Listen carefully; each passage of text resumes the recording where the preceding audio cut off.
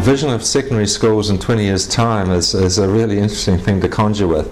Some of the elements of it for me will include a receptivity to diversity. I'm really struck by the diverse nature of learners in our schools, their ethnic backgrounds, in terms of course, where they come from, certainly in places like Auckland, but not only in Auckland.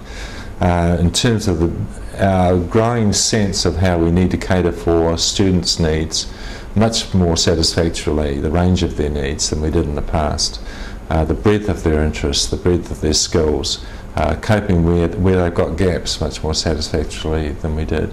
So I think coping with diversity will be is a major challenge for us in schools, and making much better links with what's outside the school, so that we don't put a big fence around our schools metaphorically and say that we've got these youngsters here and we'll do the business with them, but that we say, well, we might have the youngsters here, but there are opportunities for us to have relationships that we can build for their benefit outside the school, whether in business or in tertiary institutions or whatever. So I think those are a couple of the big things that will be engaging us over the next few years.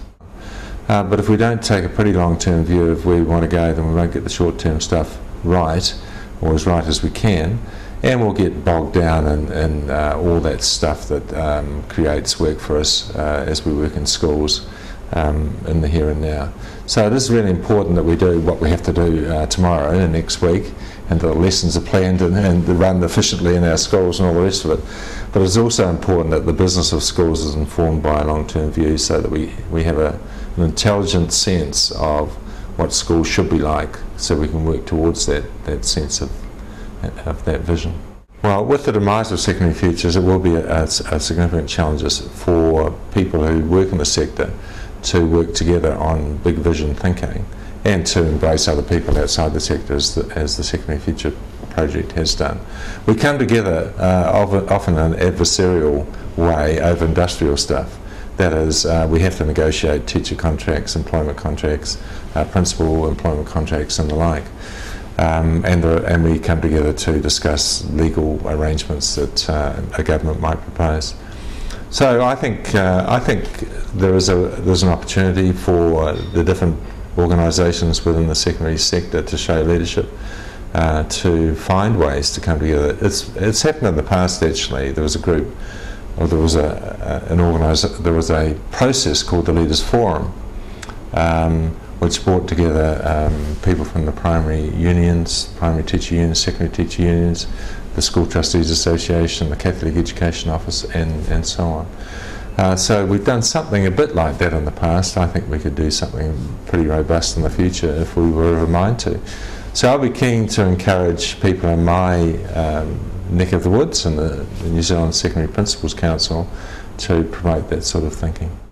I think there were two things that drove the introduction of the Secondary Futures project. One was a very bitter pay round actually in 2002 between the bitterness was between the teachers and the government of the day.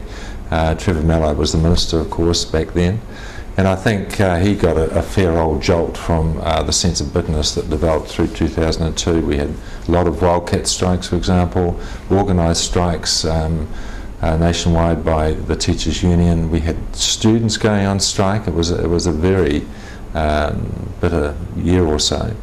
And I think he was certainly of a mind to try and get above and beyond that, and to see what we could make of the sector if we looked out a bit further. But it was also a discussion that was happening internationally. The OECD had done some work on it, and I think it was, so we became part of that as well.